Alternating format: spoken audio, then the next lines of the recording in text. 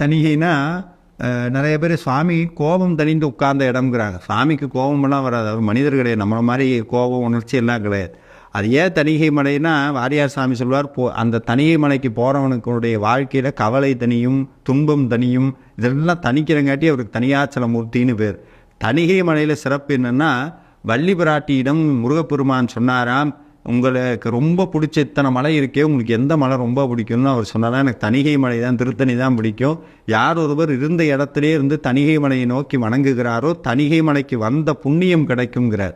இந்த அப்பேற்பட்ட தணிகை மலை தான் இந்திரன் முருகனுக்கு பூஜை பண்ண அற்புதமான இடம். இன்றைக்கும் திருத்தணிகையில் மயில் வாகனம் கிடையாது, யானை தான் வாகனமாக இருக்கும். அது யானை திரும்பி இருக்கும்.